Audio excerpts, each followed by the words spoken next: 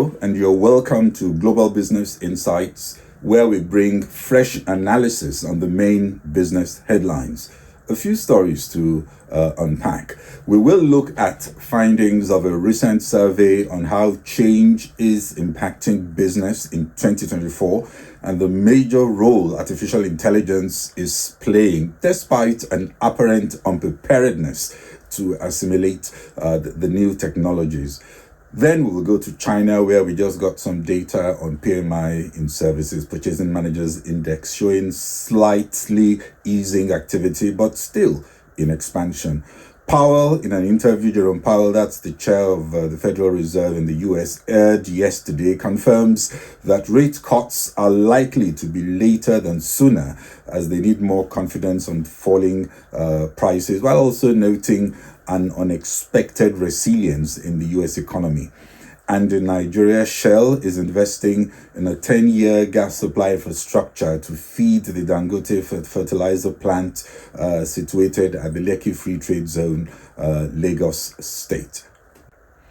But first, let's look at what is moving markets. Sentiment this week will continue to be driven by earnings results and macroeconomic data. This morning, we get European and UK PMIs. Later today, the US Institute for Supply Management will release its Services Purchasing Managers Index for January.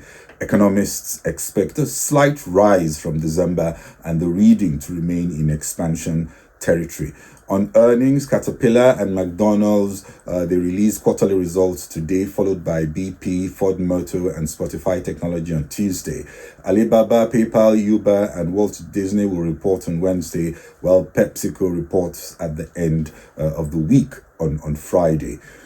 No surprises, oil prices inched up after Washington pledged to launch further strikes on Iran-backed groups in the Middle East and as Ukrainian drones struck southern Russia's largest refinery.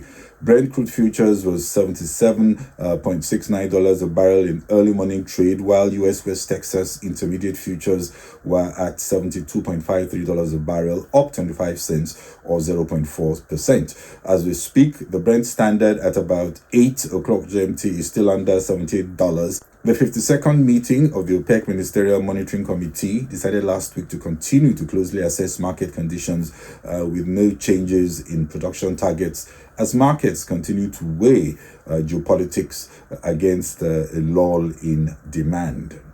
Last week, Meta's dividend pushed its stock valuation up a record jump of $196 billion, the biggest single-day gain by any company in Wall Street history. Dividends tell investors that management is confident about the economy and future performance and open up shares to those who will only invest in dividend players. We also saw the artificial intelligence narrative pushing valuations higher. Without providing details, CEO Satya Nadella, for example, said Microsoft has moved from talking about AI to applying AI at scale. But others were cautious to warn that AI will do little but drive high costs in the near term, while impact on revenues is expected much further down the line. But my take on last week's tech outperformance is more to do with the increasing divergence between what the AI big tech players are touting and what the C-suite are sensing. In a recent analysis by Accenture themed polls of Change 2024 Index, they identify and rank 6 drivers of change. First was technology, others talent, economic drivers, geopolitical issues, climate and consumer and social issues. Details of the survey findings showed that nearly half of the 3,400 C-suite executives are not fully prepared for the accelerating rate of technological change, and only 27% claim their organizations are ready to scale up generative AI, and 44% say it will take more than 6 months to do so and take advantage of the potential benefits. Also important is the observation that 72% will invest cautiously due to many unresolved concerns, especially about its responsible use. They agree, however, that recent backlash on generative AI related to policy issues, lack of accuracy, and low initial return on investment will also cause them to slow down planned investment in Gen AI in 2024. My expectation is that the gap arising from zeal coming from chip providers and commercial giants selling AI and the caution by the buyers could mean less returns than investors have already priced in. Long-term players are still set to win with AI stock, but we should not be surprised if by quarter two we see some of the AI-hyped stocks giving up significant gains in valuations. Foxconn, Apple's biggest iPhone assembler and the world's largest contract electronics maker, also warned of another possible headwind from shortage of chips for AI servers. And if we also look at Russell 2000, that's the US small caps index, it's down 2.4% year to date. Unlike the Nasdaq that is up 5.8% year to date as at Friday, telling us that the rally in US stocks continues to be confined to larger, heavily capitalized companies, especially in technology-related sectors. And Amazon founder Jeff Bezos says he will sell up to 50 million shares in the online retail and cloud services firm over the next 1 year. That's worth $8.6 billion as at last Friday. If the C-suite are viewing AI with caution in the short to medium term, and the likes of Jeff Bezos are also selling, maybe the markets should be somewhat a little bit more cautious. China Services Purchasing Managers Index, that's the PMI, eased to 52.7 in January compared to the December reading of 52.9. Dr. Wang Zhe, that's the senior economist at Caixin Insight Group, commented that the PMI gauge has remained in expansion territory for 13 straight months, indicating sustained recovery in the services sector. The survey also added that activity continues to rise solidly, but new order growth did ease notably during the month. Firms also registered a continued increase in employment. Given China's debt-fueled investment in infrastructure and property haven't peaked, and exports are slowing in line with the global economy, China's only hope is to revive the domestic front by getting households to spend more and save less.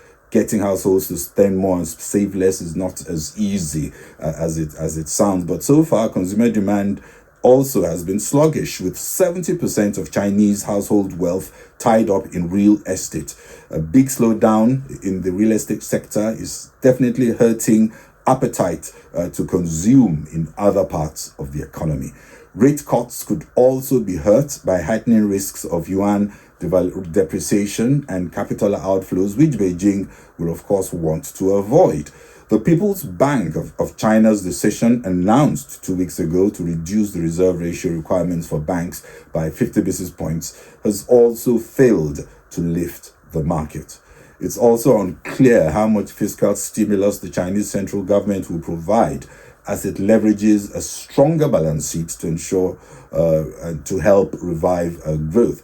But execution and impact has been mixed. IMF latest projection is that China GDP will drop to 4.6% in 2024 after growing 5.2% in 2023, with the economy expected to slow down further in 2025.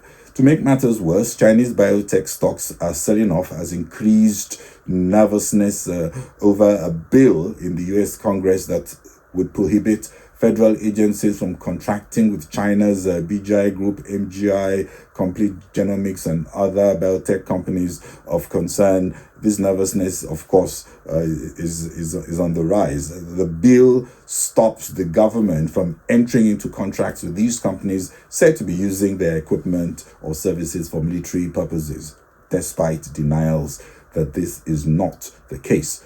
Also, on the Chinese economy, an extended factory deflation is threatening the survival of smaller Chinese exporters who are locked in price wars for shrinking business as higher interest rates abroad and rising trade protectionism continue to squeeze demand. And Donald Trump over the weekend has threatened to impose tariffs that could exceed 60% should he be re-elected. US Federal Reserve Chair Jerome Powell has said in an interview with 60 Minutes yesterday, after last week's FOMC, that's Federal Open Market Committee meeting, that he would not be swayed by this year's presidential election, adding that the pain he feared from rate hikes never really materialized and cuts would not come as soon as markets expect. He also said they still expect to make around 3/4 point rate cuts this year, pushing back on market expectations of 6 cuts in 2024. The tone of the latest pivot is hawkish. US dollar index inched up and Asian markets were mostly lower. Already, markets have moved from a March rate cut, many tilting towards June on when easing of rates could begin. About half of the world will be going to the polls this year, and election spend tends to have an inflationary impact.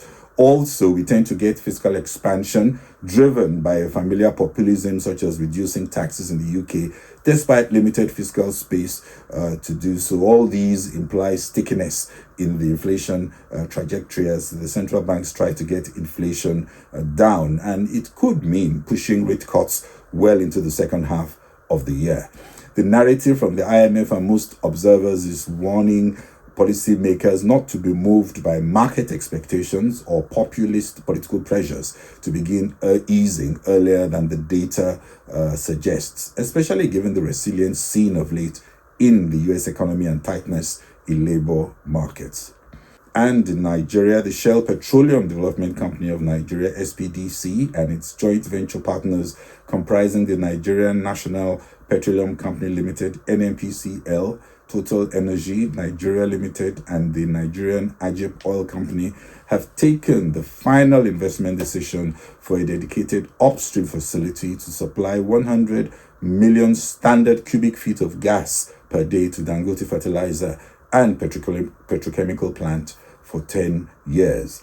Nigeria's downstream and a tepid economy is set to receive a boost as the takeoff of the Dangote refinery and advancing on the decade of gas result in vast improvements in monetization of untapped gas resources and more value add locally in the energy sector.